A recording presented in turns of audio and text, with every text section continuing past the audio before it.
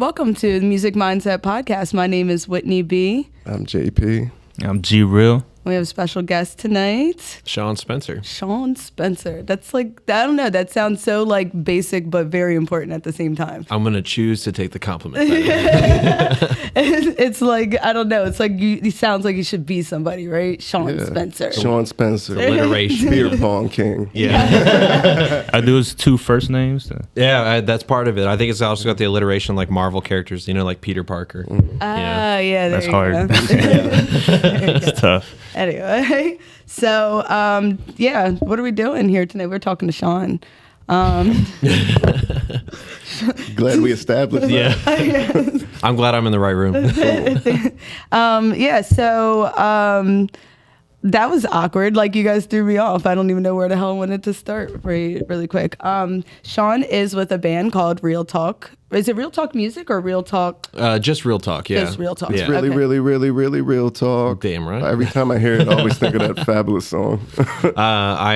Every time I hear it, I think of the other projects that are sharing the name, and I'm like, man, we should have gone with something more original. But it is what it is, and it's stuck. But yeah, Real Talk, REEL. I'm involved in a couple other projects as well. Mr. Grizzly and Savvy are my 3 current active projects. What is Savvy? I don't know about Savvy. Yeah, Savvy's I'm a little not savvy bit. on Savvy. We've flown under the radar a little bit. If I can toot my own horn, we're like a hidden gem of the Harrisonburg, Stanton area, doing jam band stuff and playing a lot of like wineries and breweries down there. So Okay. That's cool.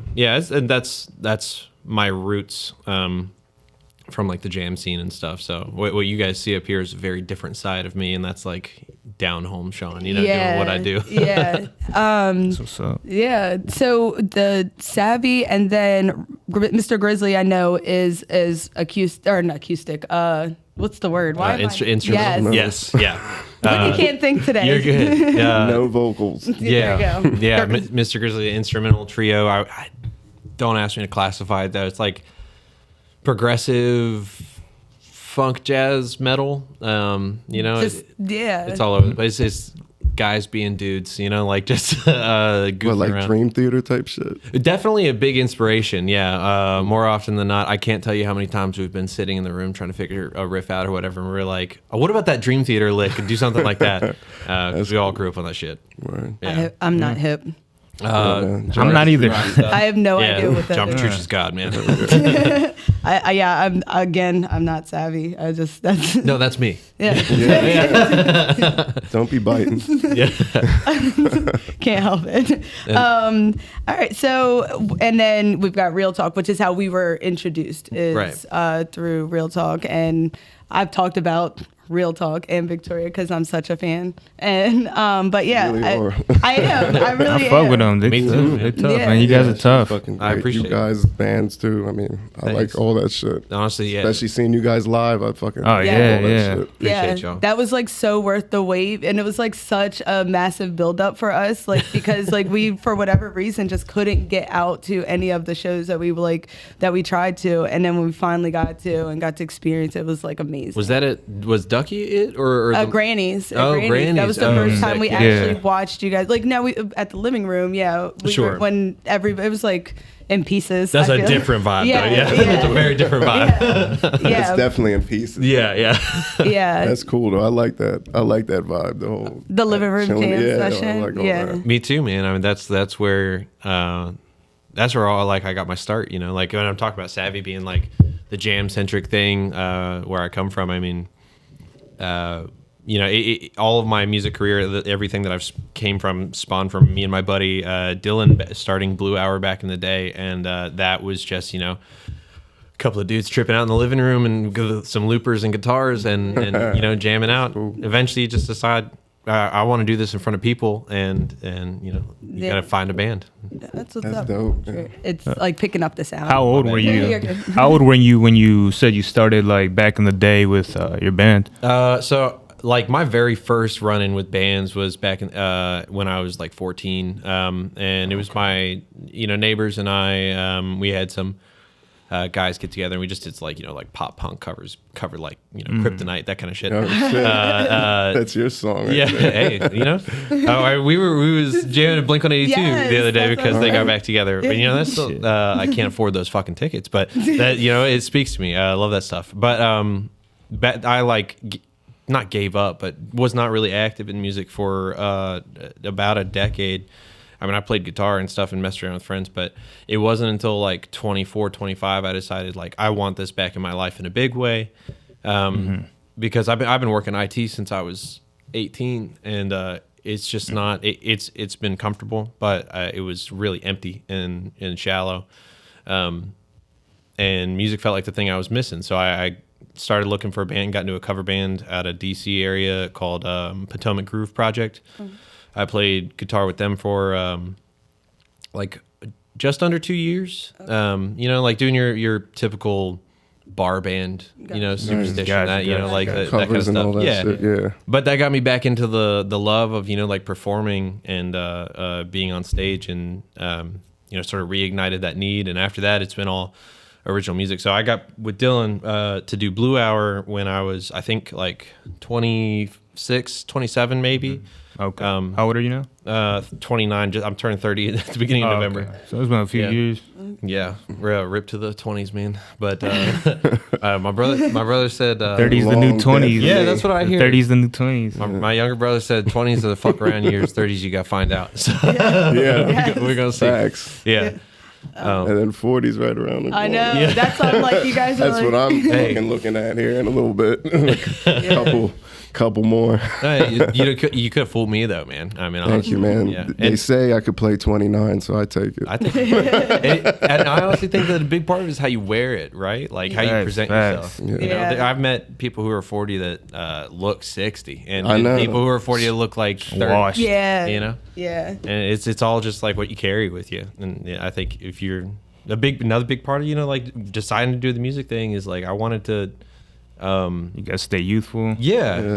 Like find that thing. I was like, what is it that when you're younger drives you and makes you like happy, and like where would yourself back in high school say like this is where I want to be at my age or whatever? And it would have been playing music. And since making that decision, I've been happier. I don't feel like I'm wrinkling too bad. So That's what's up. It's like that whole music is just like a whole lifestyle. So I feel like everyone, musicians or just artists like that in general, they all have like a certain type of style that you can kind of like pinpoint, like not that it's so consistent, but just be like, oh, like that person's an artist, or they're not working a 9 to 5 basically, Right. Yeah, So, a little bit more free. yeah. It's like, you can just see express the- yourself. And yeah. I definitely like to express myself through my clothes and all that. For sure. And the nice thing is that we're moving into like a world where those lines are blurred a lot more. I know, like the athleisure now, people can wear that to the office as long as they smarten it up a little and all that. You'd be covered in tattoos. Nobody blinks at that stuff anymore, which is nice. That's cool. And part of that is I think that you're just expected to have like an after work grind, which we can get into that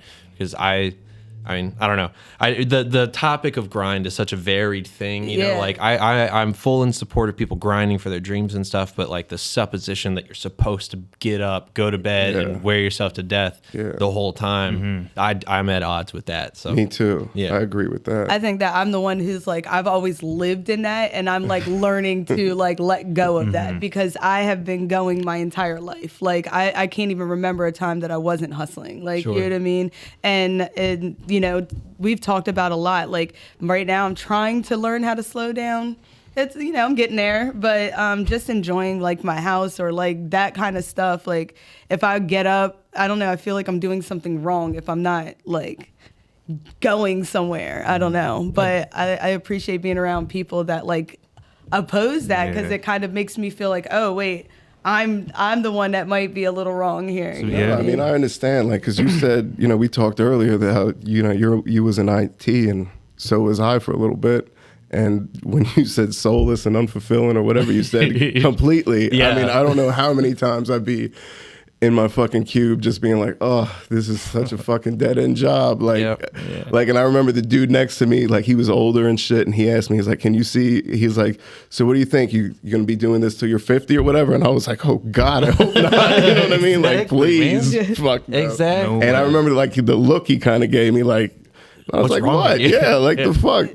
It's definitely an opportunity, like, to have those skills to do that thing. But there's something, I mean, I don't know about other trade skills, but IT in general, man. IT in general feels like, or in particular, rather, feels like a career where you, there's just not much immediate reward. Yeah. You know, like, even when I think of, like, except for maybe like programming, which I know nothing about, but, you know, like writing scripts, because there's a bit of creativity there. Yeah, the vast majority of it feels like you buy the right stuff, you set it up the right way, you put it in, and you make a bunch of money for it because you're the guy who knows how to do it. Yeah. You know? I don't know anything about that, Yeah. so you'd be the guy that I just It's so pay cut to and do dry. whatever. Yeah, exactly. That's where the money comes from. Yes. It's just like, you're the person who There you deals with go. that headache for Yes. me. I Yeah. feel it. And then Yeah. you just set your price. Yeah. Which, you know, profitable. It's comfortable, but yeah, it's definitely like, at the end of the day, there's nothing I go home with, you know, except for like feeling like I made somebody's day a little bit easier, which I don't mind. That's like the one thing is like,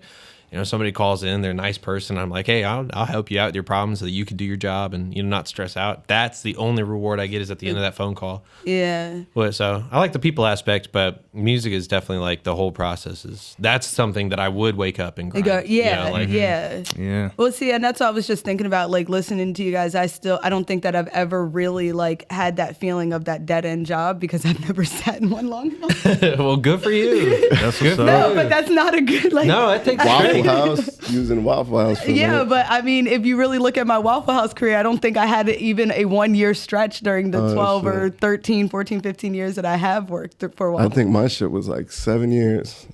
7 year stretch doing that shit. I don't think that I was in banking for 5-6 years, so I'm Damn. like, Nah, I don't Fuck think that. I've had anything longer than a year outside of my business, which lasted 10, 11 years. So. Good for you. Yeah, That's awesome. Yeah, but so I don't know. Like, there's something about that just gives me anxiety, and like just even Shit. hearing I'm about. getting anxious just thinking. yeah, no, that's what I'm saying. It does. It does. Call my Now boss I real quick right now. remember. Now I remember why I was getting fucked up in the cubicle all the time. It's like- I'd be like, oh shit, yeah.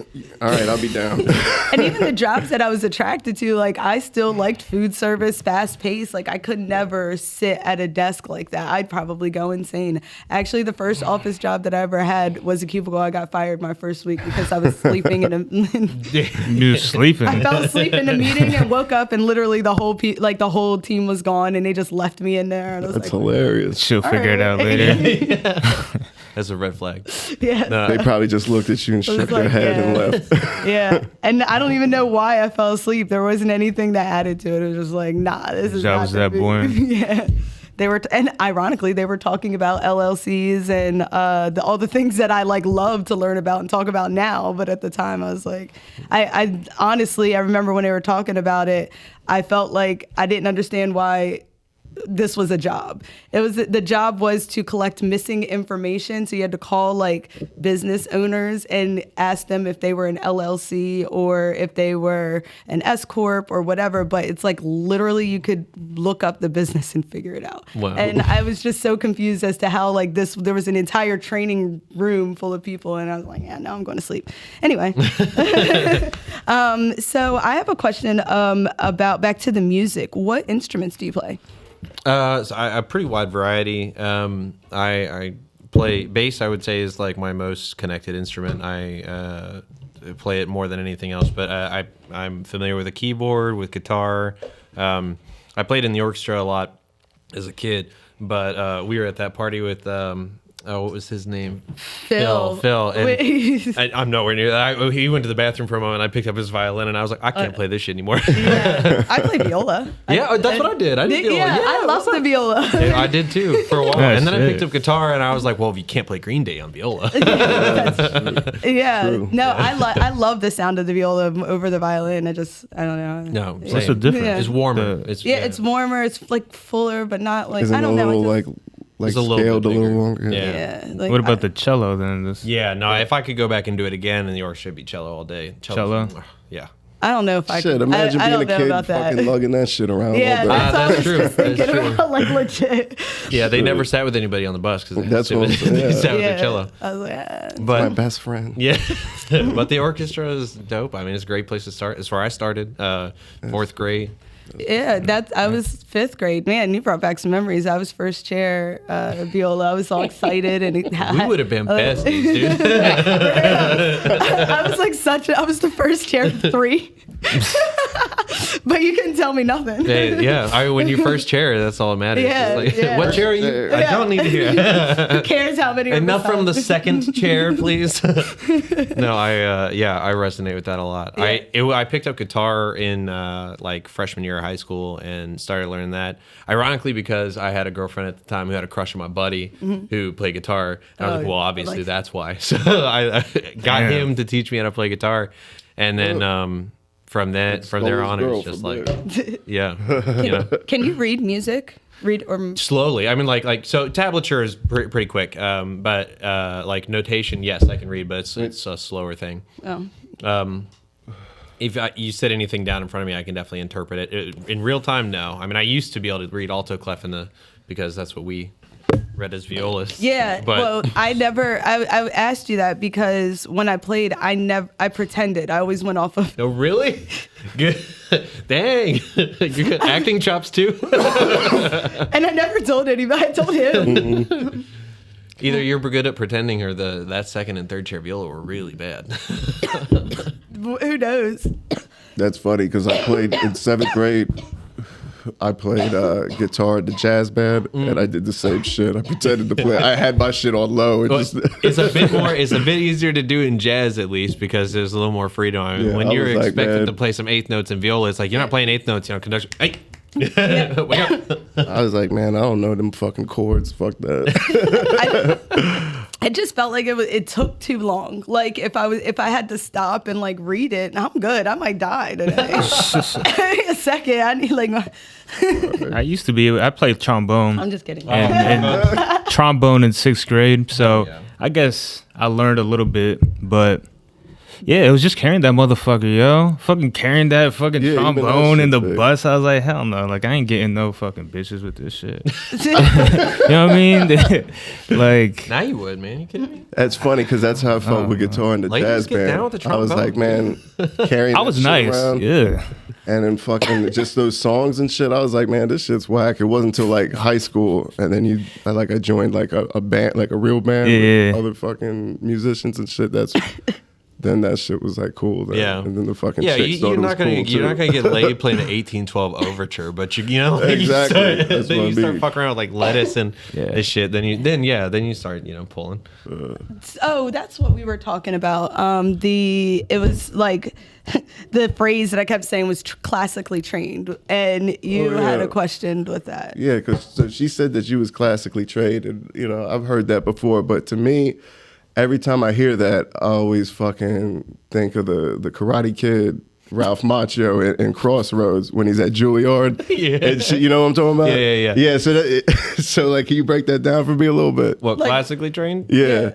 Or like, I don't know. See, like, we don't know the details or what lines were blurred. I mean, I think anybody who's got a music theory based like teaching regimen is maybe considered classically trained. It also depends on probably the works that you're working on. Like, you can be taught music theory and learn Foo Fighters, and that is maybe not classically trained. But I think that in order to be classically trained, you have to simultaneously be learning like classical pieces and the theory behind them. So see, then I was right. That's why I always think of that, because he was playing the classical guitar and all that in Juilliard. You mean like actual classical music then? Like I mean, I would Mozart say so, but and all that type of shit. I don't know, dude. I'm not. I'm definitely not I'm not an educator. I'm not qualified to say. But that's, if you ask my definition, I would say like, if you're learning classical music in accompaniment with like a theory based approach, then you're classically trained. Gotcha. That's what's up. Yeah, so that's why I guess my question was kind of going on from like the transition, which you kind of already walked us through, like your transition a little bit from school band to punk band to Appreciate it. Where you are now, but just kind of like the differences in between those like arenas, they're like so different. They're more yes. Okay. Yeah. I mean, obviously, I would say there's no arguing that for sure. There's a lot of similarity in the sense of like, when one does it well, it sounds like the other. Like, it's all about getting a group together, like rock bands and orchestras, the same thing, right? I think the difference is that when you're writing for an orchestra, it's hard for me to imagine an orchestra collaboratively writing. Yeah. But in a rock band, it's the instrumentation is different, but also there's like this collaborative sense of, like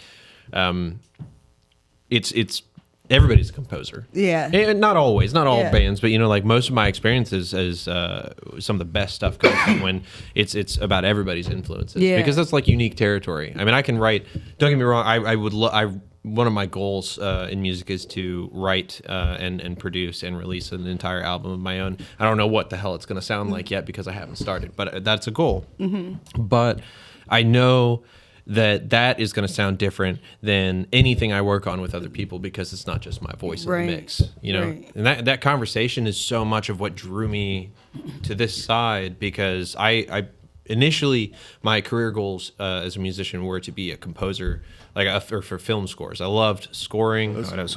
Was pulled into like Nobuo Uematsu's work with like Final Fantasy and stuff, and that was like my first passionate relationship with music. And then and I wrote a ton of score-like material in high school just for fun in preparation for like college. But like the college decision came around and I thought, okay, well, I don't think I can make it into a music program because I don't think that I'm good enough at any instrument to get in there. I don't think that I want to go for IT. I applied to go to JMU for IT, but decided, actually, they rejected me, and I decided not to reapply. And then I went to LFCC to try to figure out if I wanted to continue college, and I decided no. Yeah. And I was working IT, making steady money that way, and got back around to music again. And I was thinking, okay, well, I don't really. This film score idea is like where we left off. Like, do I want to compose for films and stuff? And so that was like during high school, right? Yeah, like a later high. And then I left for like 3-4 years. Come back when I'm like 23, 24, deciding, like, okay, now it's time to get music back in my life in a big way. And how do I do that? And I was thinking about I wasn't inspired to write film stuff anymore. I wanted to collaborate because back in the school days, it's like, you're hanging out with your music nerd friends every day. Mm-hmm. Like we all get to be the music nerds together, and that's what's cool and bonds us. We talk about it. It's like what we live. And then when I'm, working for dollars down at the fucking factory trying to, get by, mm-hmm. I'm not chatting people out there about like compositional techniques or stuff that's inspiring us. So I had to find those people, and I was like, well, I'm not going to find a film score club, like I'm going to go find a band. Yeah. And then playing in a band was like, I mean, up until that point, I'd played with a band before, but it was very non-committal. It was a lot of fun, but it was definitely like, we wrote a couple pop punk songs and that was it, and it was just guys being boys. And so I had never been on stage like that, or I hadn't been on stage like that in a long time. And I remember the first time I got back on stage and played for people again, I was like, holy shit, like this is it. Like it's because I realized that like what I loved about making music and why I loved it as a score is because it felt like a celebration. There was something like about it that it was like imagine like having Legos, right? Mm-hmm. And you're just playing, you build whatever the hell you want, mm-hmm. and that interests you. It's a celebration of yourself, of your own creativity. Yeah. That's how it felt writing that music. Yeah. And then you do that live in front of other people, and you're like, damn, this is a celebration of everybody. Like, you guys are celebrating that we're here doing this. We're celebrating that we can, and that we have people here to listen with us. Yeah. And it was like, the more I can get people involved in this party, the better. And that became like an inspiration, like a kind of a goal going forward. Is just like that feeling is a big part of what I chase. That's beautiful. I love that. I love that's beautiful. Like, I wish what you were saying, like when you were talking about like the only thing that came to my mind was like it coming together, like the celebration of all of it just kind of coming together. But you saying like in that moment, like everything coming, I can see that. That's crazy. That's a beautiful way to like put it. You have no idea what you just did to yourself, because you spitting out all of this information is like, oh my gosh, like I'm going to harass you. No, you're good. No, that's fine. I was already enjoying. We were talking a little bit before this, and we were having a great time. Yeah, like there's like this stuff that like I have so many questions, and they're the type of questions that I wouldn't like, you know what I mean, like bore the whole entire world with. But but it's very interesting to me, the people that we get to talk to and like everybody's backgrounds and their knowledge and where they come from. And I don't know, I just feel like you speak one of my languages in a different way that I feel like I'll be able, it's like I'm putting my Legos together. Hell you yeah. know what I mean? Building the project. Yeah, so like this is another piece that I'm missing, and it goes right with what I was like literally asking you and Shator about like the past 2 days. I'm like I'm trying to explain to Gabe, I'm like, I don't know what it is. Is it tone? Is it pitch? Like I don't know what these things are, but the way I describe it is I jump on a track and I'm there. Like I need to like, that's what I want to know, like some of that stuff, and like learn, I don't know, from a theoretical perspective. Like I really like it. There's a lot of fun that has a like having theory growth in like musical exploration. I've battled along. You hear a lot of people talk about music theory as being like a limiting thing, and there's, I don't want to say truth to that, but I would say that it's not just like nobody's talking out their ass when they say that. Like there is something to be said for like thought patterns, right? Like, you know, you learn from a music theory standpoint, it becomes hard to naturally drift to like outside perspectives, because it's like if I wanted to start talking to you guys in an entirely made up language, I would trend towards English sounding stuff or you know, like, because that's just what you naturally speak, or like a neat English phrasing. It'd be hard to break the entire pattern of my language. But when you don't have that music theory approach, you can like a bit more easily, because you're playing a game and nobody's told you the rules. They say here's a ball and here's a net, make it up yourself. And that's really cool. I love collaboration with people like that, and artists who like, I'll be honest, I have no idea about her background. I've only come across her music occasionally, but she's always struck me this way. Bjork's music feels so very rawly creative. Yeah, she's fun. She's wild. I like and but I have no idea what kind of like music theory background she has. I have not read up on her at all. But when I listen to that, it makes me think of like, you know, like stuff that was created pushing those limitations. That's why I was into Dream Theater as a kid. We were talking about that a little earlier. Like progressive music, is like based on the same kind of idea of pushing rules, but they like still play with, it's like making up new words but using English sounds, you know, like you're still in the ballpark. And then you take somebody like Bjork and she's like making sounds that you would never have considered language. Who this is. She's wild. Bjork, she was in like the 90s and shit. She's still making stuff. She's got an making album coming out now. She's still dropping some but shit. she's an Icelandic artist, does, I don't know, it's somewhere between pop, avant-garde, and jazz, and it's like varies from very acoustic, folky instrumentation to like really like. Is it like Anya type music? No, I have a feeling. Not quite. That I've heard. Because I remember they were out around the same time. I know you're talking, I remember this chick I used to talk to back then. She liked that type of music, so I would just get all that like confused. Or I think they're both like Northwestern European. Yeah. Ooh, tappers. Oh, sorry about that. I'm sorry. I'm turning into with the gum. That's all I'm like. For whatever reason, no. But this seat I feel like is like the fidget seat. I'm under fire, man. Yeah, you're good. We're all Tapper. The tapper. I'm gonna just give everybody cues from here on out. So we don't want. I thought we were gonna do the last half of this episode as an ASMR thing, and we're. Oh man, the thing's already. There's literally no fizz in this at all. There was like nothing in it. Yeah. So, what were we talking about? We were talking about Bjork and Enya, I think. Yeah. And Dream Theater. Oh yeah. Just pushing. Learning with like a music theory background. Yeah. I mean, I would say that it's a lot of fun. Find people who excite you to talk about it. I would say. Don't try to like. Anybody who gets a chance, I'll say this to anybody out there, I believe this, learn music from somebody whose opinions on music excite you. Yeah. Because like it's really hard to unlearn boring stuff, but exciting stuff will stick with you forever. Pay a lot of attention to Jacob Collier right now, and the way he approaches music makes me excited about music the way that he is, and there's such a sincere love there. Highly recommend his stuff. Most jazz cats, honestly, there's like two kinds that I have come across, and that's either people who are just obscenely passionate about music, and then there's like like Kensai, like, you know, trained mythical warriors who are like, I'm going to be the best at this instrument, and they always end up being jazz cats of the highest degree. So we talked about that. I'm not much up on jazz. I don't know. No, but we were just talking about those types of like just musicians in general.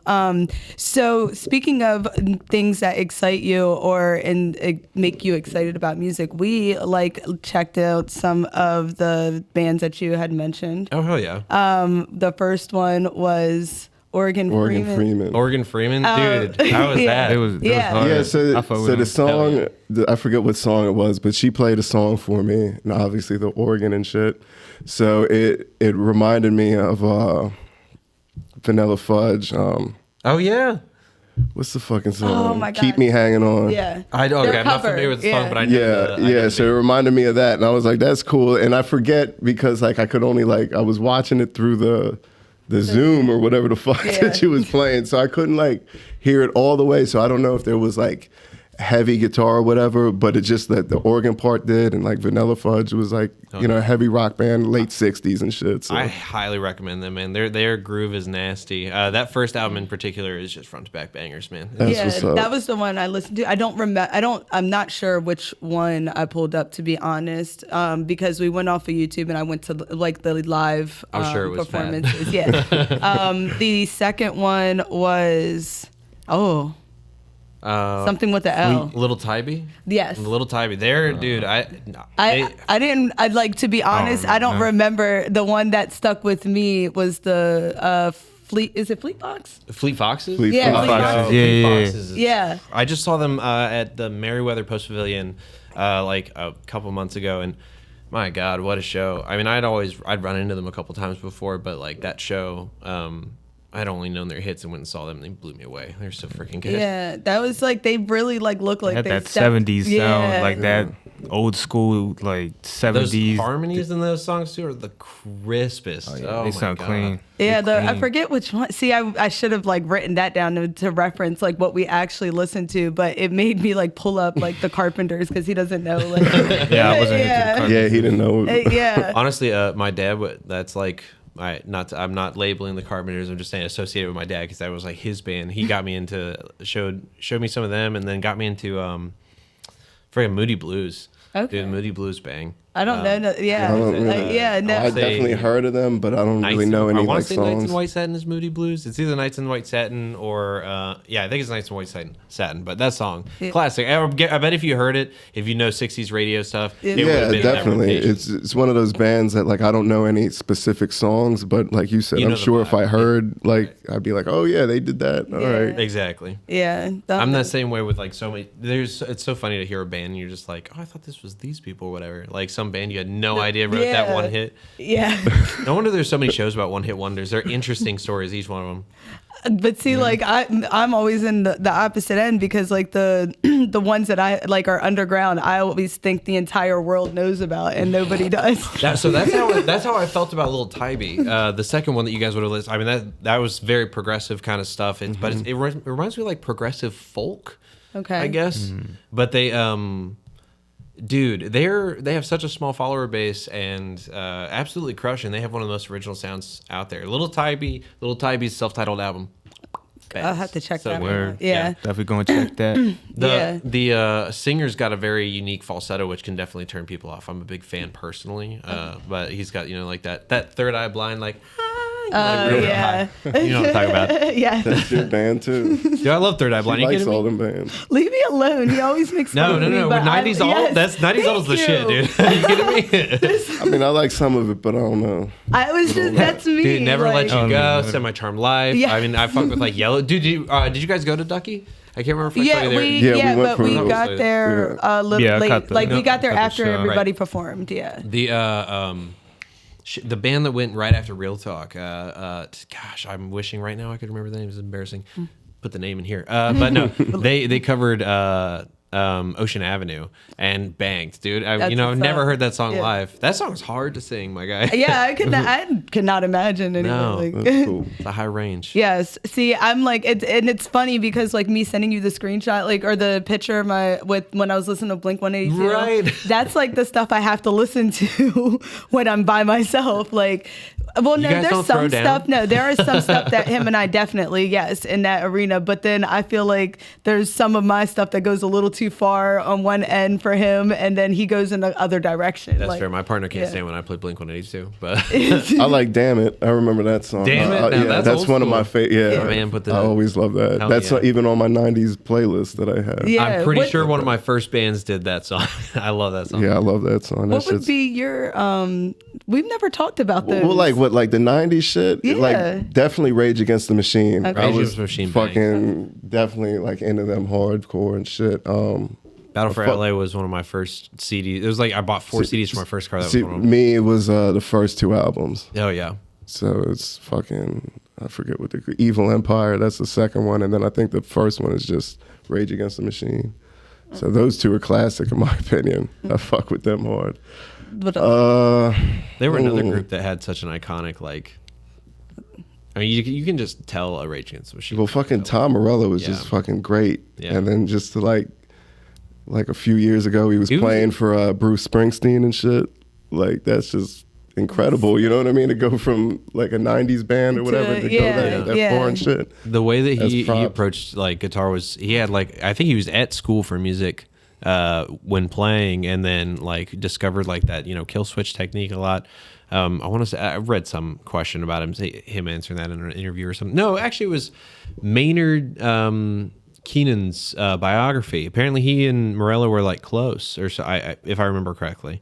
Because the singer from Tool Maynard, Maynard, he's on their first album on one of the songs. No way. Yeah, I think it's track 7. I forget the name of the song, but you know me, I know the fucking numbers. I know the numbers. I think it's track 7. We know which one. That's how you can tell which one of us as kids had the CD players that said the track number or the name. Exactly. How fancy were you, my guy? Was that thing skip protected? That shit was actually a fucking CD changer. No shit. Damn. That was one of my buddies had a 6 CD changer in his car. I think that shit I had was 25. What? Yeah, 25? It was a Pioneer. Sorry for peeking right there. Dang, I don't know if I've ever. Oh my god. No, I think in my house the highest I've had was 3. Ooh. And me too. I had the 3. Probably 3. Yeah. 3 stereo joint. Yeah, with the 3 disc changer. That was actually back my Lil Wayne Shine days. Like, and I had the like light up boombox and whatever. Go. But yeah. What about you? Like in this Sublime, genre? That was another band. Oh, I fucked with Sublime fucking hard. Of course. What's your favorite Sublime song? Hold on, I shouldn't ask that question because I don't know if I can answer it. I think. I don't know, man. That's hard. Yeah, I shouldn't have asked that because I don't even know if I can answer it for myself. I'll be honest, I don't know that many. I know Santeria and I don't know. I love that. I do like that. Fuck, I need to know the name of it. I forget of it. I know what it is, but I can't think. Quick, name 3 Sublime songs. Go. What I got? Santeria. Wrong Way. I just named singles because they're the first ones that came. I know, but see, this. But they're none of the fucking songs I'm thinking about. The song I'm thinking about is on the first album. I think it's like 13 or 14. Oh, All true to the track list. Yeah. Oh my gosh, why am I blanking out? For whatever reason, I can only see a B and a F. And no. Bad Fish. There you go. That's number 7. Yeah. Okay. on the first. Yeah, that's a good one. I fuck with that one. Okay, so but my favorite's definitely Wrong Way. I don't know why I didn't think. Oh of that. Man, yeah. See, the more you guys are naming, the more I'm like, oh, those are Sublime songs. Yeah. This is, I'm like, yeah, those guys did that. Yeah. Wrong Way's good. Yeah, that's actually, I think, I don't know if I've ever told this on anything, but I went to St. Thomas in 2007 with my ex-husband, RJ, and then this dude named Black, and he's from the island, so like it's like the start of a bad joke, right? Oh, shit. Right. But anyway, like so we're all down there hanging out, and we end up at this bar, and there's like a bunch of like it's like spring break or Sing Your Way, something like that. So it's like college kids, all whatever, and they start playing Sublime, and they're lost. They're just kind of like. Like, this is not my I remember vibe. you told me. Yeah, they're so like street rap. Like they're just nah. So drunk Whitney somehow gets up and like starts singing it and getting everybody to sing. And then there's like this guy that's like, I named him Trip McNeely. I don't remember his real name. But yeah, so he's like, that was the start of a bad joke because it's so terrible. Because he's, but anyway, I get the whole bar singing and we were all singing Sublime. Yeah, I'm not going to tell that part of. Yeah, except them. It was just so awkward. That's a formative memory. Yeah, I mean, it's like so. It was just ridiculous. They're back at home. They're like, did we ever tell you about the time this fucking bar started singing Santeria around us for no reason? No. So Trip McNeely. He's like, he's like, man. He's like, you're hot. You're amazing. He's like, you sound smart. You like good music. He's like, what's wrong with you? Like, what's the catch? And I was like, and at the time I was spend some time with her. I was 19 and young mom. I was like, I got a kid. You should have just seen like she's like, got it, like whatever. But yeah, that's why I said start a bad joke. But yeah, there's another guy that I met down there that just liked one of the posts, like one of my posts, and I couldn't. It's weird. I met him down there back in Facebook. It was 2007, beginning of Facebook, and we like connected in that way and still in touch off of a random That's crazy. bar. I might tag them in this. Like, do you remember There this? you go. I know you remember it. That's a hell of a throwback Thursday. Yeah. Right there. Yeah. There you go. So anyway, random stuff. What was I going to ask? Because I want to start to switch. I know I wanted to talk about like business and your goals as far as just with that. I had a random question in there. I swear I wanted to ask earlier, but I completely forgot. Well, we had talked about like branding and stuff beforehand. show. Yeah. So what are you said you eventually want to produce your own album. You have no idea what that sounds like or what that will look like. But what does going full time look like for you? That's a great question. And I hope that it falls into place kind of naturally because I've never had that kind of freedom. And I'm not sure when exactly, but I'm shooting for as soon as I can. Debts and stuff to pay off. Got to set myself in the right spot. But my partner and I just moved into a camper, so we are living in a sweet tow behind camper right now. That's What's up? Look at these right here. Let's go. She's scheming on fucking transforming a bus or some shit. I mean, that's the way because all right. So the way I looked at it, right, is like, how do you make art work for you full time? Like, there's no way you do it free because we don't have a society that cares about creatives enough to do that. So we have to make it. So how do we make it? What your income's got to match your outcome or your outgoing. And so we were like, well, we can either trust that we're going to make a lot from art or reduce the amount that we have to pay for everything. So we just got it as low as we could, and that was living in a camper, baby. So yeah. I know that's a big part of the grind because that's that's rent to pay, and I got to work out of that small space. So I'm studying with like making a micro studio right now so that I can try to work on like producing full time. I've made like dance tracks, hip hop beats, rock, alternate rock, folk, anthemic, film score music. I just like when I have time to sit there and work at the computer with it. It's whatever's coming out at the time, and I think that I'm gonna sort of start freelancing for that sort of stuff, but I'm also going to spend a lot more of that time honing my my craft in that, like really practicing best practices and that sort of thing. So as far as monetizing that, what would be like, how would you go about it? I mean, I've looked at Fiverr. Okay. I don't know, like as a moderate source of income. Also, I know enough about like keyboards. I'm sorry, like I said, I know enough about keyboards and like guitar and bass that I could probably teach like beginner to intermediate lessons. So I was thinking about doing lessons as a form of like reliable monetization. I've also got Savvy has been gigging like nuts, and Grizzly's honestly picking up speed, and Real Talk has some of the most potential of any group I've ever been a part of. Yeah.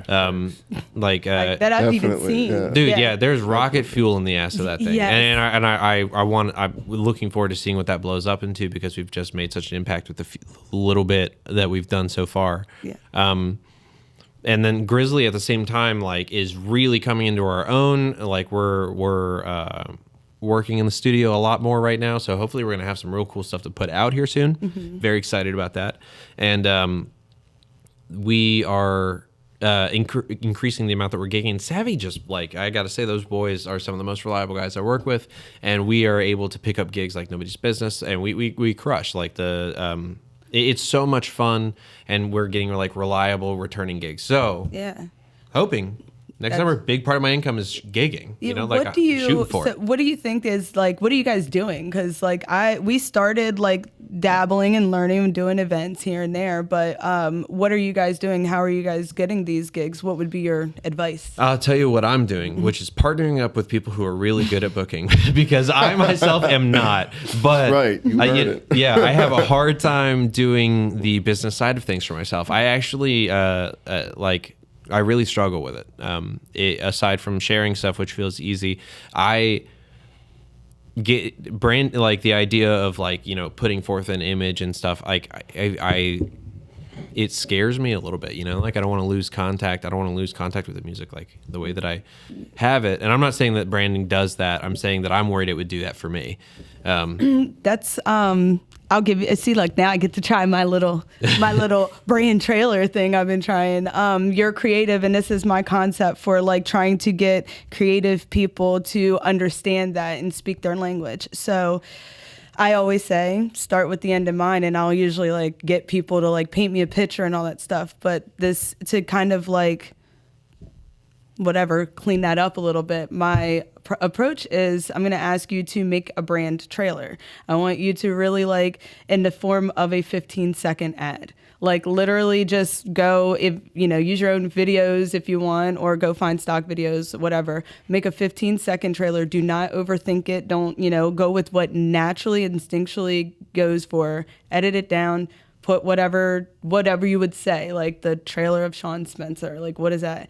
And then after that, you go and learn all the other things. But once you get that there, you've already put the concept out there in your natural way because you're creative and all of that. And then we can go back and see like, okay, well, when you chose that, if you look at these lines, here are the patterns. Here's how this applies to branding, to your logo, to your font, you know, those kinds of things.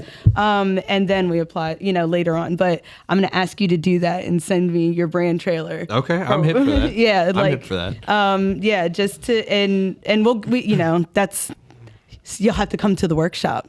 I'm game for that. I actually I'm excited. You'll get something from me soon. I love the challenge and the idea of relating that. Like, it's very nice to hear the idea of branding posited in such a creative, focused way. You know, thinking of it as a chance to, like, it's just another platform to express, which I appreciate. And that's presuming that, like, I love, that's why I'm looking forward to working on my own on some stuff. Not anybody who's involved in anything with me will tell you I always bring 110% of myself every time. So I'm always going to be equally involved in everything that I'm involved in.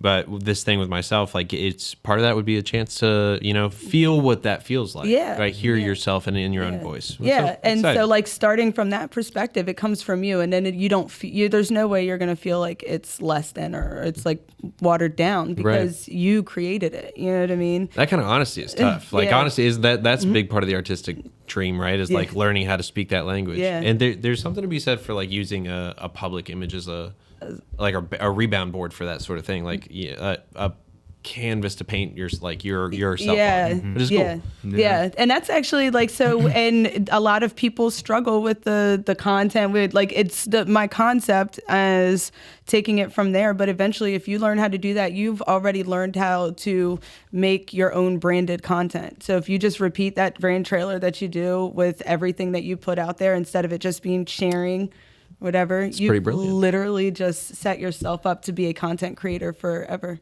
I love the open-ended form. That's very okay. It's a good piece of homework. That is a good piece of homework. You know, like when you get the homework and you're like, I'm excited to do this. I don't think I've ever had that. Yeah. So I class petted in one or two classes. You reminded about the homework. Yeah. No, I was never that guy. I would never betray my fellow man. Oh, that's what's up. Yeah. No, I hated that kid. Yeah, hell no. I was the guy doing my homework in class the day, like the morning of, but I knew this stuff. Yeah, when everyone fucking got together in the lunchroom, I'd be like, "Yo, let me get that." Exactly. That's where politics starts. Yeah, by the exactly. way. Yeah, definitely. Scratch my back, I'll scratch yours. Yeah. What's that? And you guys are like the drummiest Dude, drummers. I know. I'm so sorry. It's like we've had this whole song going on this You're whole drummers. time. Like Dude, that's all I hear is like beats. We're just making music, fam. Yeah. That's what it's about. It's just the background Don't music. hate. Yeah, so we've been talking about business. I gave you your homework. I gave Gabe some homework. We've been just pushing ourselves to like just network and talk to people. And this one just actually happened. But yeah, you went to a kind of like a meeting today. Tell us about what you found. We're just working on some different like. Damn, Gabe killed his already. Yeah, as you can see, you know, what this drink does to you is, you know, it just quenches your thirst. But it's just like, I met up with one of my homies. He's just been working on different oils and different ways that you can make edibles, juices. So this is like a healthy drink, but it's got THC. So you gonna get That's what's up. you know, the effects of this is like a mango flavor. That one's like a strawberry. It tastes like strawberry ginger and a little bit of ginger or something in there. I feel like it's really good. Yeah, it's good, right? Oh, I just like drank it out of there. I didn't know if we were in my bad, but you know, Fuck it. Yeah, but you we're all family know, here. soon we gonna get this, you know, with the labels and everything. This is just a little taste. That's not bad at all. Do you want to try it? I'm good, honestly. He's like, nah. No, it really is not bad. I'm sorry for cutting you off. No. I mean, that's basically it. It's just juices, you know. Shit, Got some edibles, like cakes. We're just working on different types of ways to get the edibles out. Because, I mean, this shit is also, it's medicine, you know. It's ways to bring, like, the health aspect of it into THC instead of just, you know, fucking seeing it as. I think it tastes high. better than the fucking juice or whatever they have at the dispensary. Oh, yeah. That one that we had. Yeah, that Remember? was, oh my gosh. That shit was good. Green The one? high C. Oh my God. No, I couldn't Yeah, it drink came it. in like the pouch and everything. The name came before that idea. Definitely. But Yeah. that shit was terrible. I mean, I guess it did the job, but getting it down was the tough part. Oh, the horchata. That's one. The Oh, you definitely could. one good. Oh, okay. I had to. Horchata flavor. So yeah, we'll put that once we get more information, all that stuff. But we wanted to try it, and I really like it. I really do. I like that a lot. And since today is, I guess, all about business, I'll go ahead and put my little plugs in here. Celebrities Smoke Lounge. They have not officially sponsored this episode, but we've been working with them, and they are sponsoring a future one. But this made me think of it. And the workshop that we are doing for the XYZs of building a brand identity, we are going to do in person at Celebrity Smoke Lounge. We'll have like a little 15-minute educational session on different products that you can use based on your personality, based on like what is good for you, because this is a productive meeting and weed is not all just, let's be stuck on stupid, and he has stuff from CBD, hemp, all that good stuff. But during that session is when we'll actually do the workshop and get our brand trailers set up websites, all that stuff, completely free. This is me testing my theory, and anybody wants to come out, just send me a message or just show up. I'll let you know. Yeah, that was my sponsored ad. Did I do good? Yeah, pull up, smoke, learn. Yeah, learn. We don't Network, always all have to that. be corporate America when we're doing business. We can be real and be in our own element, and create. Business is creative as well. You can get elevated and educated. I love that. Right, elevated and educated. That's cool. Look, see, higher that's- learning right there. So, but you can bring your own or holler at Boo. Yeah. He So got you covered. You good either way. you know? It's Unless you got Miz. Don't bring that shit. Mids or Reggie. Get the fuck out of here. You're not allowed. Yeah, but I'll put some information up. We're definitely looking at some dates in November before Thanksgiving, and then after the New Year, hopefully we'll build some momentum and be able to. When everybody's New Year, New Me, I want you to be in there, really building yourself, your personal brand identity, or whatever it is. But yeah, so we got anything else? We've been almost an hour. We got about maybe 5 more minutes if we want, or we can. I just want to ask, kind of just going back to the music real quick, like, what is, I've seen you perform with Real Talk, and you've killed it both times. Like, you just be rocking out. So what is like do you have like a process for like your writing, since you write with the band? Do you like have, you mentioned you were working on a solo project, so is there like a way that you go into the studio? Do you come in with a concept, or do you just make something from scratch? Most of the time it's honestly something from scratch, which means that a lot of times I go in and come out with nothing, when I'm writing for myself especially. But because it's kind of like the practice, right? Like you throw out 10 tracks, and that 10th one's gonna have something that the first one didn't, and that's experience in a curve. And I think that's where you find gold. So like, that being said, there's something like, if somebody's got a solid idea, I love working with songwriters. One of the reasons that Victoria and I work so much together is she's just incredibly talented as a songwriter, and her work is so much fun to work with. But she, and that like that all comes from an idea, like a solid. This is written. It has structure. We're going to build around it. Which I kind of like. That was one of the things that drew me to movie scoring, was because like I'm building off a scene that exists. Right. I love having like a seed to work with.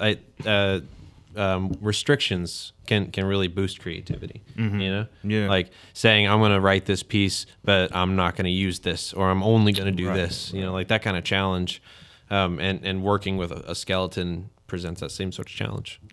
No, I like that. Yeah, because that's what usually I like I feel like I say, like, you just got to it's the practice. You just keep going in there, it's like playing baseball. You're going to hit it. Sometimes you're not always going to hit the fucking ball, but it's not always going to be a home run. But you just got to keep the practice going with going to the studio and just writing. Yeah, just getting locked in. Yeah, and I love like even just the progression. I say it every single time, but it's like we went from random like just music, and then like started talking about the songwriters and then the producer, and now we're like writing music. Like we're talking about all of these different things, but hearing different processes. It's so interesting, and I feel like that's me building my Lego, my celebration. Based on what you said. Building the brand. Yes. I'm like, looking at all these different pieces because I have no idea what I'm supposed to do. I really thought I was a business person, and coming in here like, well, no, of course I like music. Oh, now, yeah, so I love learning about all the different processes. And what was I gonna say? That must work. It's like, I'm just kidding. It looked it looked so good. No, it was really good. It's like a smoothie. Think of this like a naked, but with weed. Yeah, no, it literally that's what it tastes like. That's pretty dope. Are we shouting them out yet or not? Nah. Or we don't got a name for it. That's the thing. All right. That's just making sure. Yeah. Write in names. Comment some names. Yes, let us. We're building a brand identity for this. So we described it to you. Send us your ideas. Anyway. We'll all collaborate on it. Yes. Ha juice. Giggle juice, dude. Yeah, giggle juice. That's a good one. But I don't know. I love the conversation. I'm definitely going to harass you. There's no question in my mind. These guys will attest to how I will. I like to ask questions. She definitely will be a pain in the ass. Yes, I definitely will call you at 9:30 at night and be like, hey, like, what did I call you? I was like trying to ask him about singing because I don't know how to sing, but I'm like writing and I don't know how to sing either. I know, but I'm writing and having a hard time. Like, I feel you though. You know, like do I breathe while I'm singing? Yeah, like I don't know how to describe what it is that I'm struggling with. But anyway, like those types of random questions without any type of technical terminology. I'll geek about it and pass on any modicum of information I have to anybody anytime. So yeah, hit me up. I'm happy to chat music. It's fun to. When it's an adventure together, it's more of an adventure. So I love doing that with people. Collaboration is great. All righty. Well, do you have any projects? Oh, sorry. No, just for show. Oh, do you have any projects that you're like that you want to promote, or any shows or anything coming up anytime soon? I guess like on a personal level, just, Real Talk is going to be playing a burlesque show at, I want to say I believe it's the Bright Box, but I could be getting that wrong. The details are on Facebook. It's November 5th. I'm definitely there. Yeah. But what were we like? What did I literally just play? It's a burlesque. Oh yeah, the fucking So like your cabaret Christina. dancing kind of stuff. It's like Like kinky? it's Like, kind of. it's like it's performance. I mean, stripping is a big part of it, and Like a ballet. yeah, well, it's like a choreograph. Like, well, yeah, but like like a striptease, like but a striptease, but like a choreographed. play. Yeah, like porn. if you're lucky. Oh, No. Yeah, shit. I'm thinking so. That's what I'm sticking around for. Depending on the bar, probably it's closer to softcore porn. But I think most of them are like modeling, performance kind of, Yeah. like thing. some Yeah. fashion. Yeah. Like It's like pinup type shit. Yeah, It's like a- yeah. Yeah. But with music. But then also, I think Grizzly is wrapped up, but we are in the studio working on our first full-length album, so we're really excited Nice. about that. I believe this is the first that anybody's going to have Definitely be heard checking about it. for that. Yeah. And then with Savvy, we are picking up gigs. I believe that our next one is at the Stanton Farmers Market Saturday. So if you feel like going and picking some fresh, crisp apples, getting some apple cider, and listening to some funky dudes throw down, come on out. And lastly, The Comet is Coming is a phenomenal band. Just dropped a very unique and engaging album this year. Highly recommend checking it out. The Comet is Coming. Other than that, I don't know. I'm feeling good. Just very happy to be part of this. This was a lot of fun. Yeah, this is. I'm Nice. glad to Yeah, have you on. I'm glad you came. Thanks for coming out. It's good to meet you. Definitely. Yeah. Ditto. And it's like I was just geeking over here because I was literally just listening to burlesque soundtrack. No way, really. A lot of synchronicity going on. Yes, it's it was a good super- episode. Yes. So, yeah, I don't know. I guess I had one of those. My random question that I was trying to like get into you guys earlier had something to do with like a soundtrack for a situation. Like if you're getting arrested, what would be your soundtrack song? That's easy. Fuck the Police by NWA. There you go. What would your? That's pretty much going through my mind every time I've been in the fucking handcuffs in the police car. Fuck that shit. That's funny. I don't know why. It was just like a random question that I had. I don't know if you have one. Oh, dude. War, Edwin Starr. I don't know that. Oh, dude. Yeah. What is it good for? Yeah, right there. See, mine would be I don't know why. Eye of the Tiger. Yes. I think mine would be, why can't we be friends? Nice. Why can't we be friends? Okay, you just sing us out, and that's how things are going. That's our. Go ahead, continue. Why can't we be friends? Yeah, why can't we be friends? Thanks for tuning in, and we'll see y'all next Give time. me the keys.